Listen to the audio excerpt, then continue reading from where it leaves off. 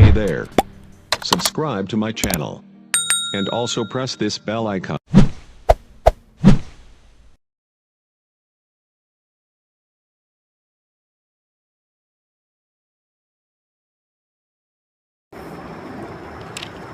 بسم اللہ الرحمن الرحیم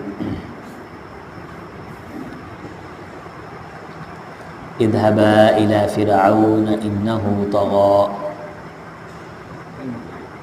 تم دونوں فرعون کی طرف جاؤ، بے شک وہ سرکش ہو گیا ہے۔ فقولا له قولا لینا تم دونوں اس سے نرم بیانیے میں بات کرو، نرم انداز میں۔ لعلہ یتذکر شاید کہ وہ نصیحت حاصل کرے، او یخشا یا اللہ سے خشیت کھائے۔ قالا تو دونوں درخواست کرنے لگے، حضرت موسیٰ و ہارون علیہ السلام، اور ربنا اے ہمارے پروردگار، اننا نخاف ان یفرط علینا او ان یطغی، ہم اس بات سے خوف کھاتے ہیں کہ وہ ہم پہ زیادتی کرے یا سرکشی میں مزید بڑھ جائے یا مزید سرکشی کا اظہار کرے۔ قال لا تخافا اننی معکما اسمع و ارى، فرمایا کہ بالکل نہیں ڈرنا، بے شک میں تم دونوں کے ساتھ ہوں، سنتا بھی ہوں اور دیکھتا بھی ہوں۔ فأتیاہ فقولا انا رسول ربک، دونوں آئے تو کہنے لگے کہ بے شک ہم دونوں پیغامبر ہیں تیرے رب کی طرف سے۔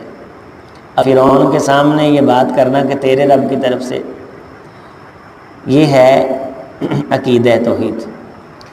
اوپر فرمایا گیا ہے کہ قول لینا، نرم انداز میں بات کرنی ہے، تو نرم انداز سے مراد یہ نہیں کہ اس کو خدا مان لینا ہے اور اس کی خدائی پہ چوٹ کوئی نہیں لگانی، یعنی انداز خوبصورت ہونا چاہیے، محبت والا انداز ہونا چاہیے، جارحانہ انداز نہیں ہونا چاہیے، لیکن یہ کہ جس بات کو وہ اچھا نہیں سمجھتا اس بات کو نہ کرنے کو نرمی سمجھا جائے تو یہ نہیں ہے۔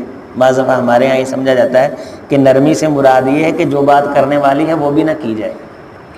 اب یہ سب سے سخت بات ہے اس کے لیے کہ اس کے منہ پہ یہ کہا جا رہا ہے کہ تیرے رب کی طرف سے، تو وہ تو کسی کو رب مانتا ہی نہیں، وہ تو خود کو رب مانتا ہے۔ حق بیان کرنا ہے، اگر حقیقت بات چبھتی ہے تو یہ اس کا قصور ہے، یہ تو حق ہے، یہ تو بات کرنی ہی کرنی، لیکن انداز جارحانہ نہ ہو، خوبصورت انداز ہو، نرمی والا انداز ہو۔ اب اس کو سب سے زیادہ چڑ اسی بات سے ہے کہ مجھے خدا نہیں مان رہے اور کسی اور کو خدا کہہ رہے ہیں، اس بات سے وہ چڑھتا ہے تو چڑھے، اس بات کو وہ برا محسوس کرتا ہے تو 100 بار کہ یہ بات کرنی ہے اس کے سامنے۔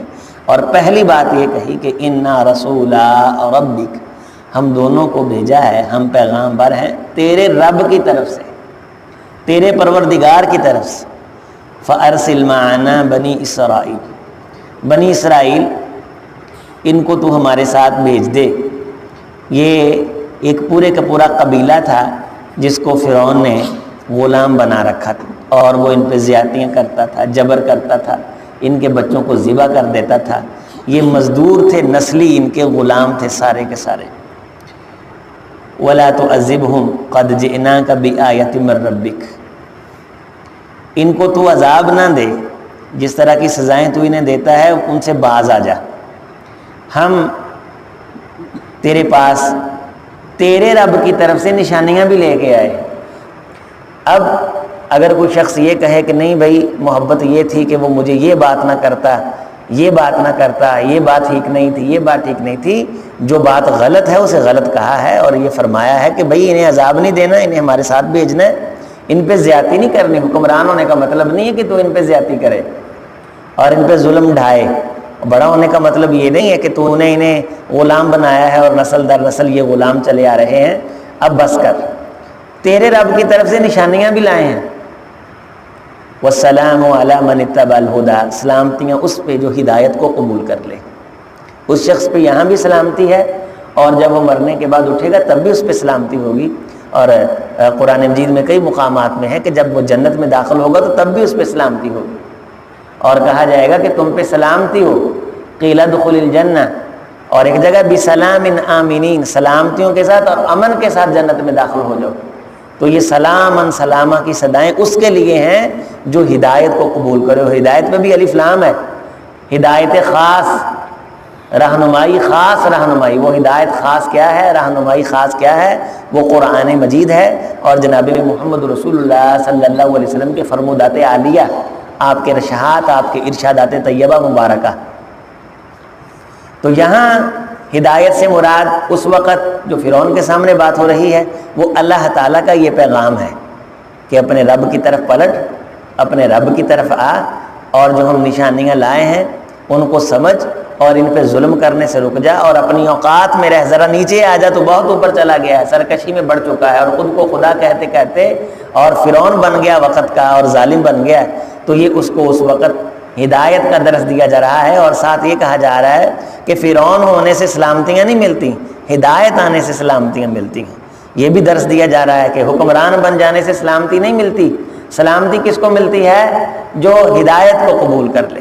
سلامتی اس بندے کو ہے جو بندہ ہدایت کو قبول کرتا ہے، حق کو قبول کرتا ہے۔ بڑے بڑے لوگ آپ اپنی آنکھوں سے دیکھتے ہیں جو بہت محفوظ اور بہت سلامت ہوتے ہیں، لیکن بالآخر ایک دن ان کی زندگی میں آتا ہے کہ سلامتیوں کے سارے حصار ٹوٹ جاتے ہیں اور وہ بالکل بے بس ہو کے بلکتے ہیں، اور مرتے وقت یقین مانے کوئی اگر کان رکھتا ہو تو ان پہ غور کرے، آنکھ رکھتا ہو کہ کس طرح کی خواہشوں کا وہ لوگ اظہار کرتے ہیں۔ بڑے بڑے حکمران گزرے اور اب بھی ہیں جو زندگی کی بھیک مانگ رہے ہیں، بڑی سلامتی والی زندگی گزارتے تھے اور سمجھتے تھے کہ ہم محفوظ ہیں، ہم پہ کوئی اٹیک نہیں کر سکتا، کوئی حملہ نہیں کر سکتا، لیکن جب موت کا پیغام آتا ہے تو کون روک سکتا ہے؟ والتفت الساق بالساق الی ربک یومئذ المساق وظن انہ الفراق۔ جب اسے یقین ہو جاتا ہے کہ اب میں نے یہاں سے جانا ہے، وقیل مراق، کہا جاتا ہے کوئی دم کرنے والا لے آؤ، تو قراقی دم کرنے والا بھی آ جائے تو یہاں کام نہیں آ سکتا۔ اس کو اس وقت ظالمی انفسہم فرمایا کہ جو اس نے ظلم کیا تھا، اللہ کی ذات معاف فرمائے، نبی صلی اللہ علیہ وسلم نے فرمایا کہ سخت ترین انداز سے فرشتے اس کی روح نکالتے ہیں، ظالمی انفسہم۔ اور جس بندے نے ہدایت کو قبول کیا فَأَلْقَوُ السَّلَمَ، یہ قرآن مجید میں ہے 14ویں پارے میں، اس پہ تو فرشتے جان نکالنے سے پہلے سلامتی بھیجتے ہیں۔ کس کے لیے؟ جس نے ہدایت قبول کی۔ تو سلامتی اس کے لیے ہے جو ہدایت کو قبول کرتا ہے۔ ہر بات میں حق کو قبول کرنا، ہدایت کی بات کو قبول کرنا، ہدایت کے لیے اپنے آپ کو وقف کرنا، اس کے لیے تو سلامتیاں ہی سلامتیاں۔ اِنَّا قَدْ أُوحِيَ إِلَيْنَا، بے شک ہماری طرف یہ وحی کی گئی ہے، ان العذاب علی من کذب وتولی، بے شک سخت عذاب ہے اس بندے کے لیے، العذاب ہے یہاں بہت بڑا بھاری عذاب ہے اس بندے پر جو جھٹلائے اور منہ پھیرے۔ حق کو جھٹلانا اور حق سے منہ پھیرنا یہ عملی طور پہ بھی ہو سکتا ہے، اعتقادی طور پہ بھی ہو سکتا ہے۔ اعتقادی طور پہ یہ ہوتا ہے کہ انسان نظریہ رکھے کہ نہیں یہ بات ٹھیک نہیں ہے، اتنی دیر نمازیں پڑھی ہیں کیا ملا ہے، اب نہیں پڑھنی۔ یہ ہے اعتقادی طور پہ کسی حق کو جھٹلانا اور پھر اس سے پھر جانا، اس سے منہ پھیر لینا، میں نے نہیں پڑھنی۔ اور بعض دفعہ ہوتا ہے عملی طور پہ کہ انسان اعتقاد تو رکھتا ہے کہ حق کو جھٹلاتا نہیں ہے، ذہن کے اندر کہتا ہے کہ یہ دین ٹھیک ہے، یہ بات حق ہے، یہ صحیح ہے، لیکن عملی طور پہ وہ اس سے منہ بھی پھیر لیتا ہے اور نہ کر کے اس کو جھٹلا بھی دیتا ہے۔ اس کا بھی گناہ ہے، لیکن اعتقادی طور پہ وہ جو جھٹلانے کا اعتقاد ہے اس سے کم درجے کا ہے۔ یہ اعتقادی طور پہ اگر کوئی جھٹلا دے تو وہ تو پھر دائرہ اسلام سے نکل جاتا ہے، دائرہ اسلام سے خارج ہو جاتا ہے۔ جو کہا گیا ہے نا کہ من ترک الصلاۃ متعمدا، جو جان بوجھ کے ایک نماز چھوڑے، اس کا تعلق اعتقاد کے ساتھ ہے، عمل کے ساتھ نہیں۔ عمل کے ساتھ بڑی نمازیں رہ جاتی ہیں، انسان کافر نہیں ہوتا، وہ سستی کی بنیاد پہ رہتی ہیں، صبح رہ گئی، کبھی دوپہر رہ گئی، کبھی قضائی دے دی، کبھی نہ دی، عملی سستی ہے۔ عملی سستی والے کو کافر نہیں کہا جا سکتا۔ ایک ہے اعتقادی طور پہ بھی نہیں پڑھنی، جان بوجھ کے بھی ایک نماز کے بارے وہ کہے کہ آج میں نے جان بوجھ کے زور کی نماز نہیں پڑھنی بس میں نے، یہ ہے اعتقادی طور پہ بصیرت کے ساتھ، ذہن کے ساتھ سوچ کے یہ انکار کر رہا ہے۔ ایک ہے رہ گئی، کل بھی رہ گئی، پرسوں بھی رہ گئی، زندگی بھر رہتی رہی، یہ تھی سستی، سستی کی سزا ملے گی۔ لیکن یہ اسلام سے نہیں نکلا۔ جو کہا گیا ہے نا کہ جو جان بوجھ کے ایک نماز چھوڑتا ہے متعمداً فقد کفر، وہ اعتقادی طور پہ، تو اعتقادی طور کا مطلب ہوتا ہے کہ ذہن کے ساتھ، نظریے کے ساتھ کسی بات کا اعتراف کرنا کہ میں نے نماز نہیں پڑھنی، مجھے کیا ملا زور کی نمازیں پڑھ کے، مولوی صاحب کہتے تھے اتنے دیر نماز پڑھ تو مشکلیں حل ہو جائیں گی، میری تو کوئی مشکل حل نہیں ہوئی، میں نے نہیں پڑھنی۔ اس نے اعتقادی طور پہ اگر کسی ایک نماز کے بارے بھی یہ نظریہ کر دیا تو یہ کافر ہو گیا۔ عملی طور پہ تو بڑی کمزوریاں ہیں، ہم سب کے اندر بہت کمزوریاں ہیں، تو عملی طور پہ جو کمزوری ہے اس کو دور کرنے کی کوشش کرتے رہنا چاہیے۔ تو بالآخر اللہ تعالیٰ جس طرح مثلاً کسی شخص کے فرضوں میں کمزوری رہ گئی تو سنتوں کو وہ پڑھتا تھا، تو اللہ تعالیٰ اس کی یہ عملی کمزوری سنتوں سے پوری کر دیں گے۔ تو اس طرح کی جو عملی کمزوریاں ہیں ان میں معافی تلافی کے رستے نکلتے ہیں۔ جھٹلا یہ بھی رہا ہے لیکن سزا ملے گی، اسلام سے خارج نہیں ہوا۔ اور اگر کوئی اعتقادی طور پہ ذہن اور بصیرت کے ساتھ اس بات کو جھٹلا دے، اس کو ہم یہ کہتے ہیں کہ اس بندے نے عقیدہ بنا لیا۔ مثلا احناف کے اندر دو فرقے ہیں، ایک ذہنی طور پہ یہ عقیدہ رکھتا ہے، عملی طور پہ نہیں، ذہنی طور پہ عقیدہ رکھتا ہے کہ نبی صلی اللہ علیہ وسلم قبر کے اندر زندہ ہیں، بیویوں کے پاس آتے جاتے ہیں، ذہنی طور پہ یہ عقیدہ رکھتا ہے۔ اور ایک یہ عقیدہ رکھتا ہے کہ نہیں، آپ وفات پا چکے ہیں اور وہ عالم برزخ میں ہیں اور عالم برزخ کے حالات ہم نہیں جانتے۔ تو یہ ہے، اسے جو ذہن کے ساتھ باتوں سے ہم عقیدہ کہتے ہیں۔ عقیدے کا مطلب یہ ہے کہ اندر سے سوچ کے وہ بات کرے اور یہ نظریہ باقاعدہ فکر رکھتا ہو، نظریہ رکھتا ہو۔ مثلا ایک شخص عمران خان کو ووٹ نہیں ڈالتا، ویسے کہتا ہے کہ میں نے ووٹ نہیں ڈالا، اظہار نہیں کرتا، اس کے بارے ذہن کوئی نہیں رکھتا، اسے ہم کہہ دیں گے عملی مفارق، عملی طور پہ اس سے جدا ہے، عملی مفارق۔ ایک بندہ کہتا نہیں یہ یہودی ہے، ذہن کے اندر اس نے اس کے بارے اعتقاد بنا لیا ہے، اسے ہم کہیں گے اعتقادی مفارق، یہ اعتقاد رکھتے ہوئے اس سے الگ ہے، اور دوسرا شخص عملی طور پہ اس سے الگ ہے۔ اسی لیے کسی کے بارے اعتقاد قائم کرنا، اس کے بارے خاص طور پہ غور کرنے کا کہا گیا ہے۔ کسی بات کو جھٹلانا ہے اور ذہن کے اندر رکھ کے جھٹلانا ہے تو اس کا گناہ اور ہے، عملی طور پہ انسان اس پہ کمزوری کرتا ہے تو اس کا گناہ اور ہے۔ تو یہاں بھی یہ کہا گیا ہے کہ عذاب اس کے لیے ہے جو جھٹلاتا ہے اور منہ پھیرتا ہے۔ جھٹلانے کی دو قسمیں ہیں، اعتقادی طور پہ کسی بات کو جھٹلا دینا اور اسے منہ پھیر لینا، ایک ہے عملی طور پہ، عملی طور پہ جھٹلا دینا۔ بعض دفعہ کسی بندے سے آپ نہیں ملتے، 20 سال بھی گزر جاتے ہیں، سستی ہو جاتی ہے، تو اس پہ گناہ نہیں۔ اعتقادی طور پہ آپ کہیں کہ یہ میرا بھائی ہے، میں نے اس کو نہیں بلانا، یہ گناہ ہے۔ دو بھائی ہیں، 20 سال گزر گئے، ساری زندگی گزر گئی، نہیں مل سکے، سستی تھی عمل کے اندر کہ نہیں ملے دونوں بھائی، دیوار سانجھی رہی، وہ اپنے کام میں مصروف رہا، یہ اپنے کام میں مصروف رہا، اس کی دن کی ڈیوٹی تھی، اس کی رات کی ڈیوٹی تھی، جب یہ جاتا تھا وہ سویا ہوتا تھا، جب وہ آتا تھا یہ، 50 سال گزر گئے، 20 سال گزر گئے، 10 سال گزر گئے، دونوں کی سلام دعا نہیں ہوئی، لیکن دل کے اندر نفرت نہیں ہے ایک دوسرے کے بارے، پھر کیا ہے؟ یہ ہے عملی مفارقت، یعنی عملی طور پہ یہ ایک دوسرے سے مل نہیں رہے، لیکن اعتقادی طور پہ بندہ ذہن میں سوچے کہ یہ میرا بھرا، میں نے بلانا نہیں، 3 دن تو بعد لنگ جان تو نماز قبول نہیں ہوتی۔ تو یہ ہے جھٹلانے کی دو قسمیں۔ منافق بھی دو قسم کا ہوتا ہے، اعتقادی منافق اور عملی منافق، اور مسلمان بھی دو قسم کا ہوتا ہے، اعتقادی مسلم اور عملی مسلم۔ تو اعتقاد ایمان کہلاتا ہے، اور جب کسی چیز کا اظہار ہو جائے تو اسے اسلام کہتے ہیں۔ تو دونوں چیزوں میں فرق ہے۔ تو یہاں وہ اعتقادی طور پہ اللہ تعالیٰ کو جھٹلا رہا ہے، نظریہ بنائے بیٹھا ہے کہ اللہ نہیں ہے، میں اللہ نعوذ باللہ، اور اللہ کی بات سے منہ پھیر رہا ہے۔ تو آگے وہ فوراً پوچھ رہا ہے قال فمن ربکما یا موسیٰ، یہ نہیں کیا کہ تسی کہہ رہے ہو کہ تیرا رب، میرا رب کون ہے؟ اپنا رب تو وہ مانتا ہی نہیں تھا۔ تو ان سے پوچھ رہا ہے پیغمبروں سے، حضرت موسیٰ سے، حضرت ہارون علیہ السلام سے، اے موسیٰ تم دونوں کا رب کون ہے اے موسیٰ؟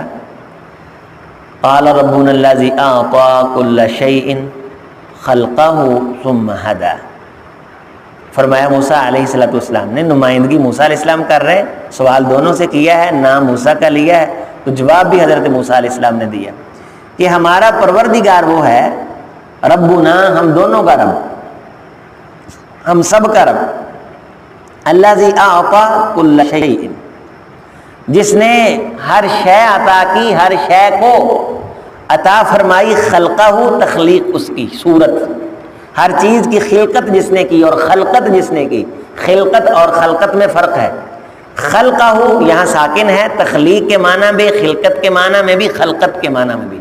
خلقت اور خلقت میں فرق یہ ہوتا ہے کہ ایک چیز کو بنیاد سے اوپر لے کے آنا، اور خلقت مطلب یہ ہوتا ہے کہ اس کی شکل، اس کی وضع قطع، اس کو سنوارنا، ہر چیز کو اس کی شکل عطا کی. انسان کو انسان کی شکل عطا کی جو ماٹو بنایا تھا، اور حیوان کو حیوان کی، پودوں کو پودوں کی. وہ ہے کہ جس نے خلقت کو خلقت عطا کی ہے. ہر چیز کو، مخلوق کو اس نے ایک زاویہ عطا کیا، ایک معیار عطا فرمایا. ثم ہدا، پھر اس کی رہنمائیاں کی اللہ تعالیٰ نے، اس کو راہ راست سمجھایا، اس کو رستے بتلائے. جانور کو بتلایا تو نے یہ کھانا ہے، انسان کو بتلایا تو نے یہ کھانا ہے، درندے کو بتلایا تو نے یہ کھانا ہے. ہر چیز کی رہنمائی اور ہدایت اس کے ہاتھ میں ہے، اور اس نے ذہن میں رکھا ہے یہ ثم ہدا.